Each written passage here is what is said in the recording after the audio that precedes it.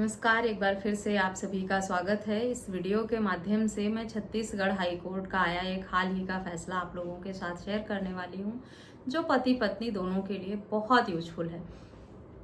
इस मामले में पत्नी ने पति से मेंटेनेंस की मांग की थी, पति ने तलाक की मांग की थी। पति का ये कहना था कि उसकी पत्नी का उसी के भाई के साथ यानी अपने देवर के साथ महिला का अवैध संबंध चल रहा है और इसी का हवाला देते हुए पति ने कोर्ट में गुहार लगाई थी कि उसे इस रिश्ते से मुक्ति चाहिए। वो तलाक चाहता है क्योंकि उसकी पत्नी एडल्ट्री में रह रही है, नाजायज संबंध में रह रही है। 2019 में शादी हुई थी और 2021 में दोनों अलग हो गए थे। इस मामले में पति का कहना था कि पत्नी उससे अलग तब हुई जब उसने आपत्ति जताई एक्स्ट्रा मैरिटल अफेयर पर, तो वो उसे झूठे केस में फंसाने की धमकियां देने लगी और उससे अलग रहने लगी।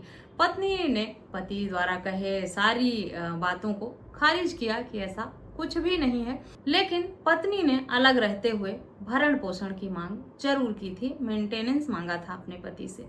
इस मामले में पति एडल्ट्री साबित कर ले गया। कोर्ट को लगा कि महिला एक्स्ट्रा मैरिटल अफेयर में है, उसका नाजायज संबंध है किसी के साथ, इसीलिए पति को डाइवोर्स की डिक्री मिल गई कोर्ट से, परिवार न्यायालय से ही। लेकिन उसके साथ ही साथ पत्नी को 4,000 रुपए प्रति माह भरण पोषण देने का आदेश भी कोर्ट द्वारा कर दिया गया, जबकि ये दोनों फैसले अपोजिट हैं। ऐसी महिला जो एडल्ट्री में रह रही हो, नाजायज संबंध में हो, मर्जी से घर छोड़कर गई हो या सहमति से अलग रहने लगी हो, ऐसी महिला को सीआरपीसी के सेक्शन 125 के सब क्लॉज 4 में जो प्रावधान है, भरण पोषण पाने की हकदार ही नहीं है।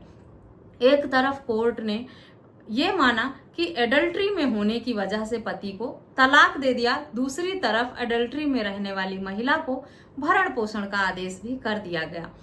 पत्नी को लगा कि जो 4,000 रुपए प्रति माह मेंटेनेंस का आदेश हुआ है वो कम है, इसलिए उसे बढ़ाने के लिए पत्नी हाई कोर्ट गई अपील में कि उसे 4,000 नहीं, इससे अधिक मेंटेनेंस चाहिए अपने पति से। पति भी इस फैसले से संतुष्ट नहीं था।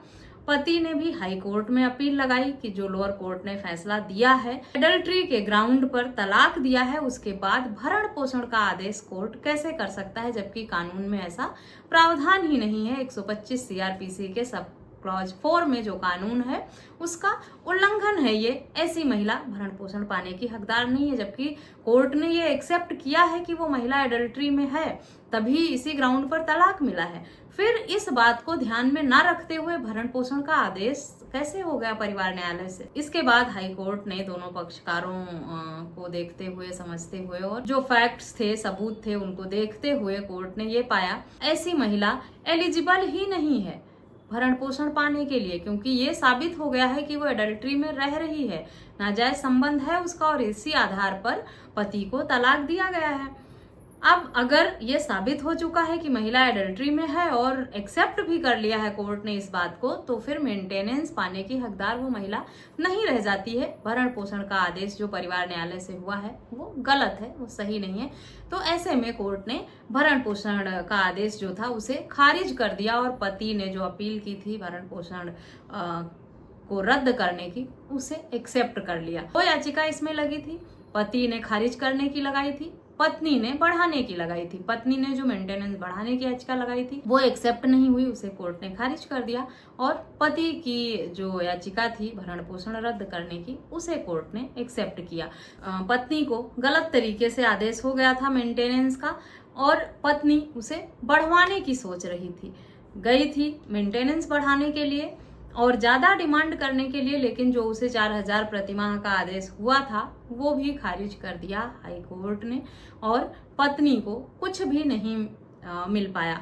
तो कई बार जो लालच होती है ज्यादा, वो हमारे लिए नुकसानदायक भी होती है।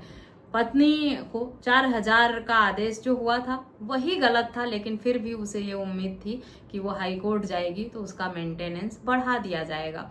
पति ने इस मामले में उम्मीद नहीं हारी, निराश नहीं हुआ, वो अपने पक्ष को बहुत ही सटीक तरीके से हाई कोर्ट में रखा, कोर्ट को सबूत दिए, ये समझाया कि जो फैसला लोअर कोर्ट से हुआ है वो गलत है और कोर्ट को भी ये बात समझ आई कि एडल्ट्री में रहने वाली महिला नहीं पा सकती भरण पोषण, तो पति के हक में फैसला हो गया। कई बार लोग ये कहते हैं कि कोर्ट सिर्फ महिलाओं के हक में फैसले देता है, उन्हीं के हक में आदेश होते हैं, पुरुषों की सुनी नहीं जाती। हमेशा ऐसा नहीं होता है, हर बार ऐसा नहीं होता है। हर केस में अलग अलग तरह के फैसले होते हैं, और अगर एक कोर्ट से आपको निराशा मिलती है तो उसके ऊपर की अदालत जो है वहां पर जाने का विकल्प आपके पास रहता है।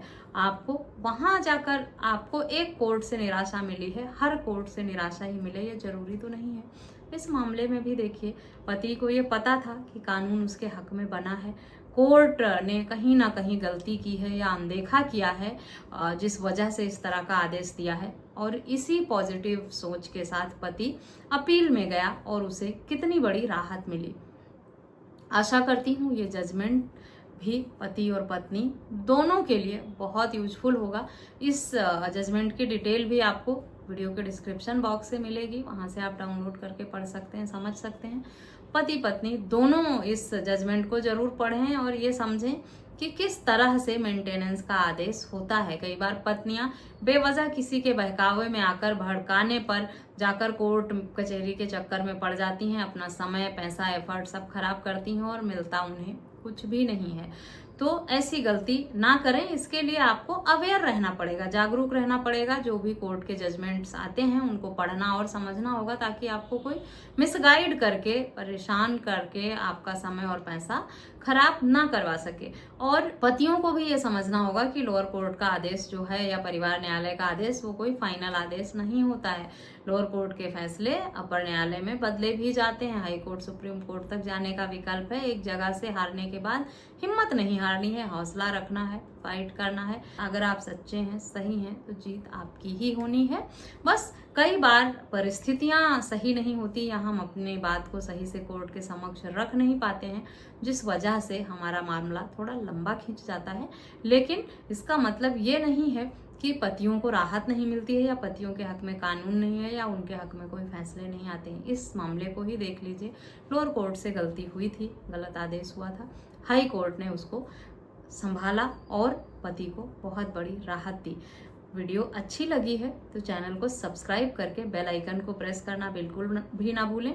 साथ ही साथ इस वीडियो को अन्य लोगों के साथ शेयर करें ताकि और भी लोग जागरूक हो सकें। इस वीडियो में बस इतना ही, मिलते हैं नेक्स्ट वीडियो में। तब तक के लिए थैंक यू एंड बाय।